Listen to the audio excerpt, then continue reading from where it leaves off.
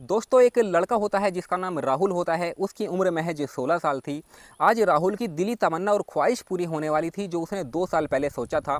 उसने सोचा था कि अपने से बड़ी 20 साल बड़ी उम्र वाली महिला के साथ संबंध बनाने की।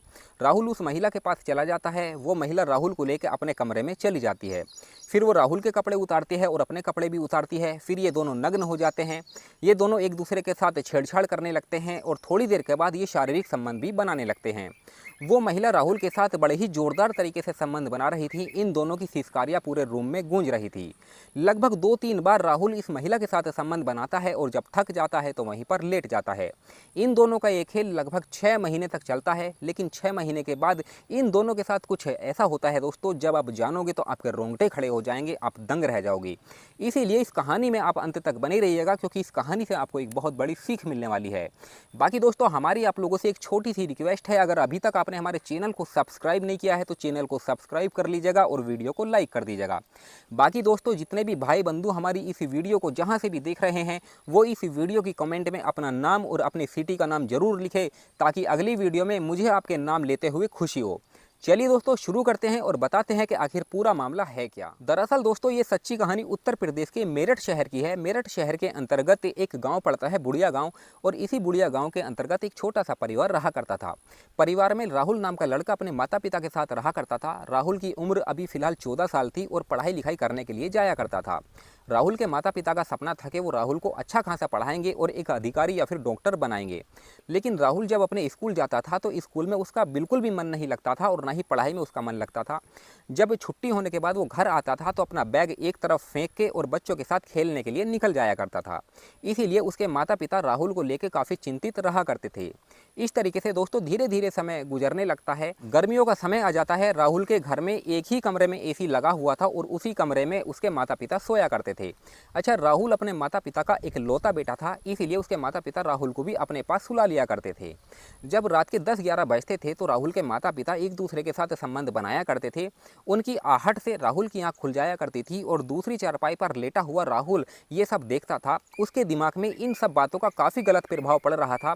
रोज़ जब उसके माता पिता एक दूसरे के साथ संबंध बनाया करते थे तो राहुल रोज़ इनको देखा करता था। दोस्तों एक दिन राहुल के पिता के फ़ोन पे एक फ़ोन आता है राहुल की चाची ललिता का। वो कह रही थी कि मेरे पति का कार एक्सीडेंट में देहांत हो चुका है। राहुल की चाची विधवा हो चुकी थी, उसके घर पे दुखों का पहाड़ टूट पड़ा था। दोनों के घर में गम का माहौल था, लेकिन दोस्तों कर भी क्या सकते थे, जो होना था वो हो चुका। फिर एक दिन राहुल की चाची ललिता राहुल के पिता से कहती है कि तुम राहुल को मेरे घर पर भेज दीजिए, मैं उसका यहीं पर एक स्कूल में एडमिशन करवा दूँगी और यहीं पर रह के वो अच्छी खासी पढ़ाई लिखाई करने लगेगा। अब राहुल अपनी चाची ललिता के घर पे चला जाता है और वहीं पर रहने लगता है। राहुल ने अब 10th पास कर लिया था। उसकी चाची ललिता उसका एडमिशन 11वीं क्लास में करवा देती है। अच्छा, ललिता की एक बेटी थी जिसका नाम नंदिनी था। उसकी उम्र अभी 14 साल थी। नंदिनी और राहुल एक ही स्कूल में पढ़ने के लिए जाया करते थे और दोनों सुबह को साथ निकलते थे।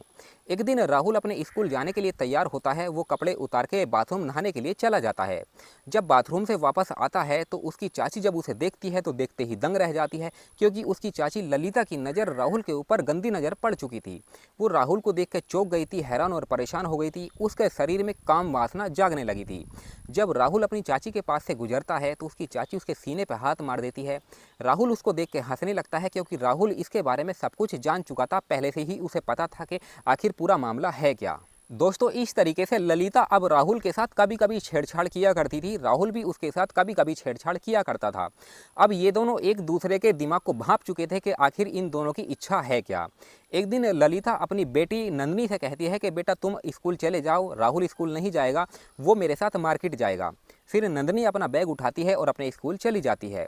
फिर थोड़ी देर के बाद जो ललिता होती है अपने भतीजे राहुल के साथ छेड़छाड़ करने लगती है। राहुल के दिमाग में भी तरह तरह के विचार आ रहे थे। वो काफ़ी खुश हो रहा था। वो सोच रहा था कि आज उसकी 2 साल पुरानी दिली तमन्ना ख्वाहिश पूरी होने वाली है, जो उसने 2 साल पहले सोची थी। उसने सोचा था कि अपने से बड़ी 20 साल बड़ी उम्र वाली महिला के साथ संबंध बनाएगा। फिर जो ललिता होती है वो राहुल का हाथ पकड़ती है और कमरे में खींच के ले जाती है। वो राहुल के कपड़े उतारने लगती है, अपने भी कपड़े उतार देती है। अब ये दोनों नग्न हो चुके थे। वो राहुल के साथ गलत हरकत करने लगती है, उसके साथ छेड़छाड़ करने लगती है। थोड़ी देर के बाद राहुल उसके साथ शारीरिक संबंध स्थापित करने लगता है। इन दोनों की सिसकारियां पूरे रूम में गूंजने लगती है। राहुल अपनी चाची ललिता के साथ लगभग 2-3 बार संबंध बनाता है और जब थक जाता है तो वहीं पर लेट जाता है। फिर ललिता 4 दिन के लिए अपने मायके चली जाती है। फिर अगला दिन सुबह होती है। ये दोनों राहुल और नंदिनी स्कूल जाने के लिए तैयार होने लगते हैं। जैसे ही नंदिनी नहाने के लिए तैयार होती है तो राहुल बाथरूम में चला जाता है और अपना फ़ोन जेब से निकालता है और उसमें वीडियो रिकॉर्डिंग चालू करके एक जगह छुपा देता है और बाहर आ जाता है। फिर नंदिनी जो है अपने बाथरूम जाती है नहाने के लिए और नहा के वो वापस आ जाती है।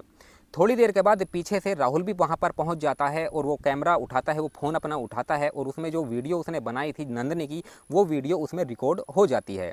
फिर राहुल भी नहाने लगता है। नहाने के बाद वो आता है और ये दोनों नाश्ता पानी करते हैं और स्कूल चले जाते हैं। स्कूल से आने के बाद ये होमवर्क करते हैं, खाना पीना खाते हैं। फिर रात हो जाती है, ये लोग खाना पीना खाते हैं और सोने के लिए चले जाते हैं। फिर राहुल अपना जेब से फ़ोन निकालता है और जो वीडियो उसने रिकॉर्ड की थी नंदिनी की, वो वीडियो चला के नंदिनी को दिखाने लगता है। फिर जब नंदिनी ये वीडियो देखती है तो देखते ही दंग रह जाती है और रोने लगती है। फिर राहुल उससे कहता है कि अगर तुमने मेरी बात नहीं मानी तो ये वीडियो मैं वायरल कर दूंगा, तुम्हारी इज्जत कहीं की नहीं रहेगी। अच्छा, शुरुआत में तो नंदिनी उसका विरोध कर रही थी, उसकी बात नहीं मान रही थी, लेकिन राहुल उससे ज़बरदस्ती कर रहा था और कह रहा था कि तुम्हें मेरे साथ संबंध बनाने पड़ेंगे, अगर तुम मेरे साथ ये सब नहीं करती हो तो मैं ये वीडियो वायरल कर दूंगा। फिर नंदिनी डर जाती है और उसकी बात मान जाती है। फिर थोड़ी देर के बाद राहुल नंदिनी के साथ शारीरिक संबंध बनाने लगता है। लगभग 2-3 बार उसके साथ संबंध बनाता है और जब थक जाता है तो फिर ये दोनों सो जाते हैं। अब राहुल नंदिनी की मासूमियत का रोज़ फ़ायदा उठाता था और उसके साथ लगातार शारीरिक संबंध बनाता था। 4 दिन के बाद ललिता भी अपने घर पे आ जाती है और जब देखती है अपनी बेटी को तो उसकी बेटी उदास बैठी थी। वो अपनी बेटी से पूछ रही थी कि बेटा क्या हुआ है, तुम्हारी तबीयत तो ख़राब है। तो नंदिनी उससे कुछ बताती नहीं है। वो कह रही थी कि मेरे सर में दर्द है, कोई दिक्कत परेशानी नहीं है। फिर इस तरीके से दोस्तों धीरे धीरे 2 महीने का समय और गुजर जाता है। एक दिन नंदिनी के जो है तबीयत ख़राब हो जाती है, उसको उल्टियाँ लगने लगती है। उसकी मम्मी ललिता जो है उससे पूछ रही थी कि बेटा क्या हुआ है, तुम ठीक तो हो? तो नंदिनी कह रही थी कि मेरे पेट में दर्द हो रहा है और मुझे बार बार उल्टियाँ भी लग रही है। फिर ललिता अपनी बेटी नंदिनी को लेके पास के हॉस्पिटल में चली जाती है और वहाँ पर जो लेडीज़ डॉक्टर होती है उससे कहती है कि हमारी बेटी की तबीयत ख़राब है, तुम उसको दवाई दे दो। फिर वो लेडीज़ डॉक्टर जो है एक रूम में ले जाती है और नंदिनी का चेकअप करने लगती है। चेकअप करने के बाद जो रिपोर्ट निकल के आती है दोस्तों, उस रिपोर्ट में वाकई हैरान और परेशान करने वाला मामला था। फिर लेडीज़ डॉक्टर नंदिनी की माँ ललिता को ये पूरी कहानी बताती है। वो कहती है कि आपकी बेटी पिछले 2 महीने से गर्भवती है। जब उसकी माँ ये कहानी सुनती है तो सुनते ही डर जाती है, उसके पैरों के नीचे से ज़मीन खिसक जाती है। वो ये सोचने लगती है कि मेरी बेटी के साथ किसने गलत काम किया है।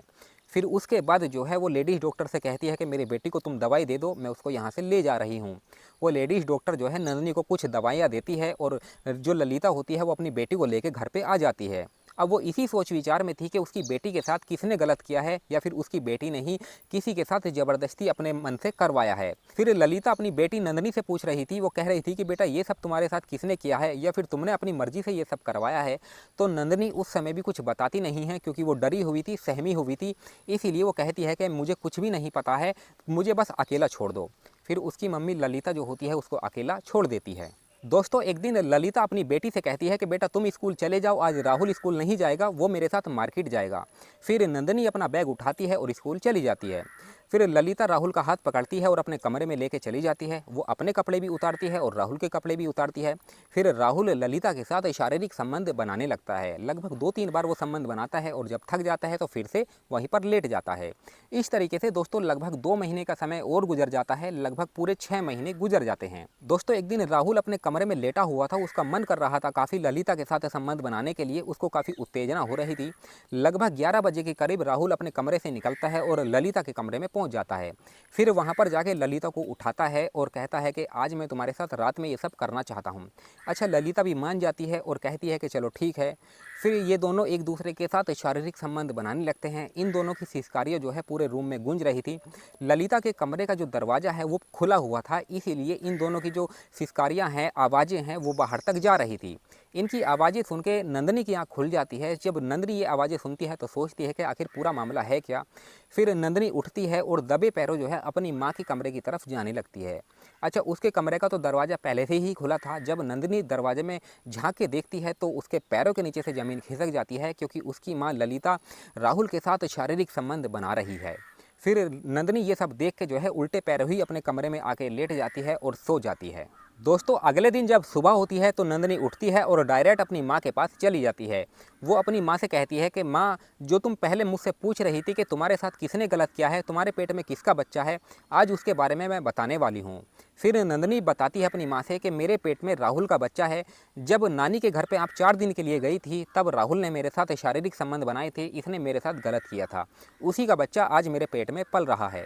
जब ललिता उसकी ये बात सुनती है तो सुनते ही दंग रह जाती है, उसके पैरों के नीचे से ज़मीन खिसक जाती है, उसको काफ़ी गुस्सा आता है। फिर वो तुरंत ही नंदनी को लेकर नज़दीकी पुलिस स्टेशन में पहुंच जाती है और वहां के दरोगा से पूरी कहानी बताती है। फिर दरोगा साहब जो है 4 कांस्टेबल नंदनी के घर पे भेज देते हैं और राहुल को गिरफ्तार कर लिया जाता है। राहुल को गिरफ्तार करके थाने लेकर आया जाता है, उससे पूछताछ की जाती है। राहुल अपना जुर्म कबूल कर लेता है, वो कहता है कि हाँ, मैंने ही नंदनी के साथ ये सब किया है।